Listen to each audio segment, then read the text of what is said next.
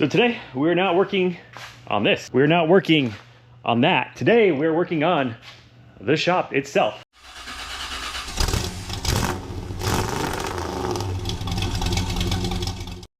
So been in this shop for a few years now. That's kind of crazy, but outfitted it, organized it, done a couple upgrade videos over the years.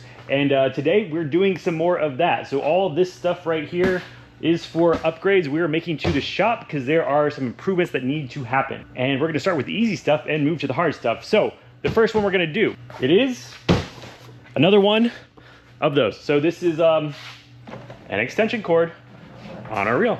Comes out like that, stops, and goes back in when you don't want it there. It's way easier than taking one of those and pulling it out every time. So this one I mounted up here, and it has actually been good as long as you're up here. When you start to move to the back of the shop, specifically, like if I need to hook up this saw right here, or I'm working on something out in the driveway to go and get that cord reel, it'll reach all the way out here, but you have to navigate past whatever's in the way here, whatever's in the way there, and it's just kind of a pain. So today we're installing another one somewhere over here. And so there were a few people whenever we first put the shop together, they commented, they're like, oh, hey, you can put them on the ceiling. And yes, I know you can put them on the ceiling, except if I were to put that on the ceiling here, we've got the fan. Maybe you could come down right here, but the second you pull it that way, it's gonna chop it off. My last house, I did have one in the very dead middle of the garage, and then I quickly found out that if you have something like a car in the middle of your garage, you either can't get to it or you're pulling it down and then it's sitting on top of your car. So the way these work, really not too hard. All you gotta have is an outlet to plug it into. You mount it on the wall like so, and you find where to mount it on the wall with your favorite magnet like this right here. I know I've said this before, but it's so easy and so good. You go where you think there's a stud, like somewhere around there, and then look at that. We know there's a screw right there, and like 10 times out of 10, that works so much better than a stud finder. It works like every single time. So I'm gonna find a spot. I think we're gonna go right above this guy right here because I don't wanna mess with that. I use that, and we'll add another extension cord reel. Oh, and I should mention the ones I'm using there specifically, well, so 50 foot, this one's 60 foot. That doesn't really matter, but 12 gauge wire rated to 15 amps. So if you want to, you can hook a welder into this, just like a little 110 buzz welder, and it will work. Other ones I've had in the past and other cheaper ones, they cannot support a welder. They have little fuses on them. That fuse will pop every time you hit the welder. So make sure you can get one that supports whatever you want to run off of it. And there you go. We now have more accessible electricity down in this into the shop.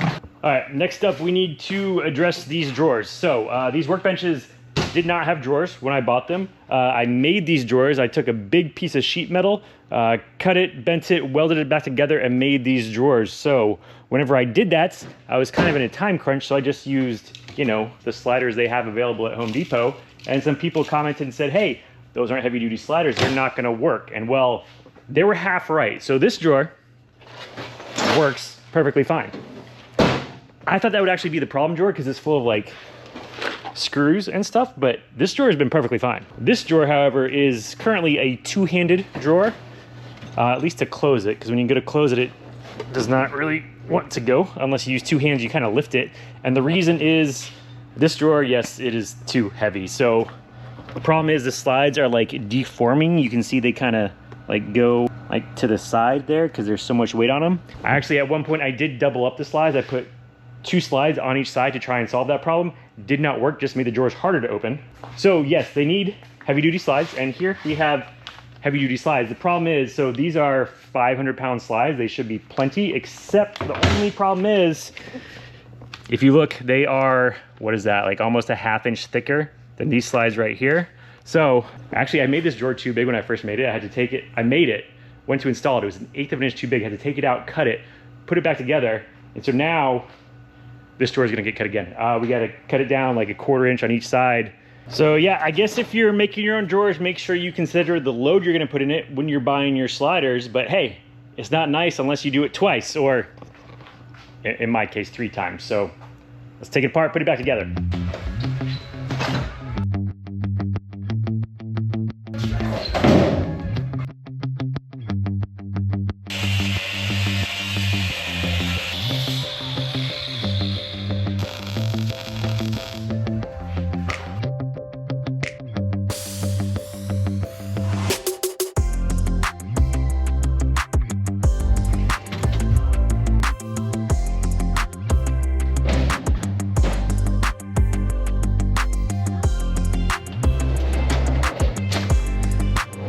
there you have a working one-handed drawer again.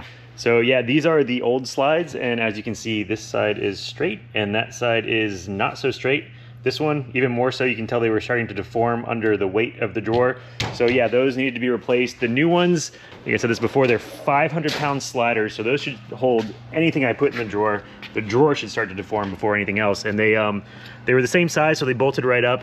Well, I did have to drill some new holes, but otherwise they bolted up in the same spot. The only thing I don't like about these is the old drawers, they're like quick release, you know, so you just pull a plastic tab and the drawer will come out. These are not quick release, so you have to screw your drawer in with it in place. But you know what? As long as it keeps working, I'm not gonna take it out. So that's done. Now we're moving to our third and final thing that we're gonna do in the shop, which is something I messed up before.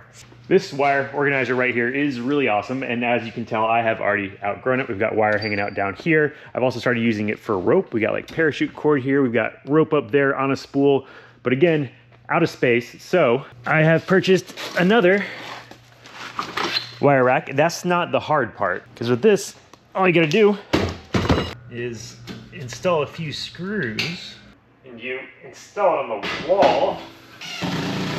Only problem now is our new wire rack is now inaccessible, just like all these shelves over here. Whenever we built this garage, we put in 16-foot tall ceilings so we could put in a 13-foot tall lift, right? And I got so excited, I was like, oh, I'm gonna put in 12 feet of shelves all the way up to the garage door track up there. The only problem is, I can't reach that high. Can't reach up there, can't reach up there now. And yes, we have a ladder in here today, but that normally lives in the other garage, and I don't wanna trek over there every time I wanna get to my shelves. So we're gonna do the only logical thing you can do in this situation, and that is we're going to make a rolling library ladder. And to assist us with that, we have this kit here from Amazon. And I don't know if y'all have ever looked into library ladders, but they are extremely expensive, like way overpriced. It's ridiculous. I don't know if librarians just have like a ton of money or something, but they're way overpriced. So this, unfortunately, is not everything we need. This is just a kit with the track and rollers and whatnot. So this is gonna be the bar that goes up on those shelves up there. And yes, I could have made this myself out of steel, but that'd be a lot of time, like fabbing brackets and stuff, and this is just ready to go. So we're gonna be using this. It also comes with the rollers that go on the bar that you put on the ladder. It comes with wheels that aren't exactly what I want, but I'll explain that in a second. And I don't know, other doodads. So what it doesn't have, if you may notice, is the ladder itself, so we're gonna have to make that. It does look like it came with some instructions that tell you kind of how to make the ladder, but unfortunately, around here we don't use instructions, so those are worthless. And then I picked up some wood to make the ladder itself. I did want to go with like an oak or something to make it kind of a nice ladder, but they didn't have wood that was long enough at the store. So this is just regular pine. I mean, it's the nice pine, but it's pine. And then I also purchased these springs because we're gonna have to make our own stopping mechanism. So the way the wheels in this kit work, they have little brakes that you put on them. So you roll the ladder to wherever you want it, you put the brakes on, then you go up. But we all know I'm never gonna hit the brakes, and so I'm gonna climb up the ladder, I'm gonna grab something heavy, it's gonna move, I'm gonna fall off, and then I'm gonna die. So we're gonna use these springs to make some sort of contraption that when you step on the ladder, you put weight on it, the wheels move up, and then the ladder itself is on the ground and it won't move. They do make wheels like that you can buy, but it's like $300 for 2 wheels. Everything in this kit, like all the track, I think I got 16 feet of track, probably don't need that much, but I think the whole kit was like $200. Again, still way expensive, I think, for what's in here, but it's gonna save me a lot of time, so I went with it anyways. So these shelves are all screwed together, bolted to the wall, so I'm not worried about this falling over whenever we put the track on there. So I think first what I'm gonna do is go ahead, get the track up there, and then measure how tall our ladder needs to be and start figuring out how we're gonna make all this stuff work together.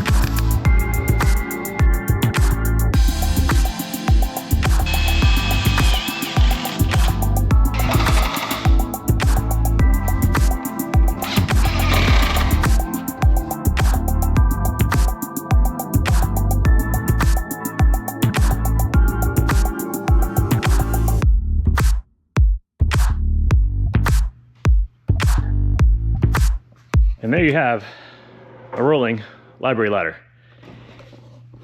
And I think that's actually how I'm gonna leave it without the wheels on the bottom.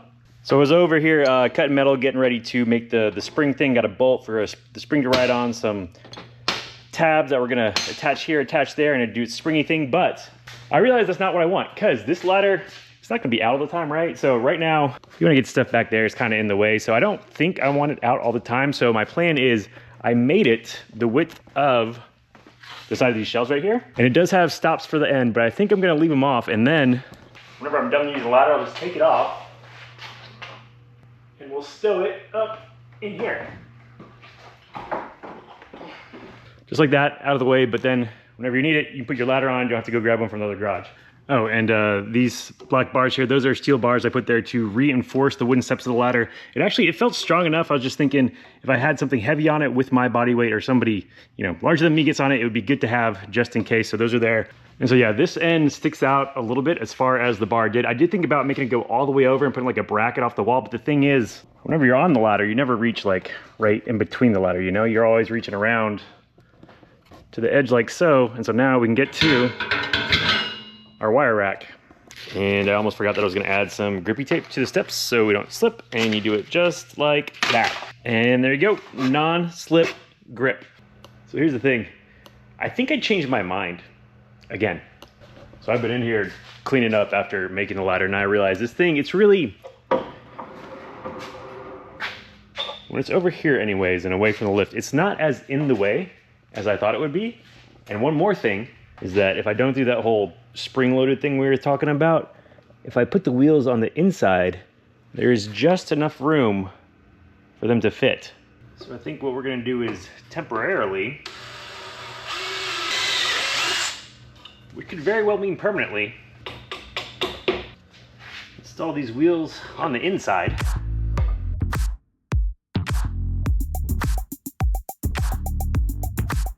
So is it slightly sketchy without an automatic brake? I'm gonna go ahead and say yes, but I guess you can just do this. Well, the bottom's more stable anyways. It's just, it's on a wheel, you know, so it kind of wobbles a little bit, I guess. It doesn't really go anywhere.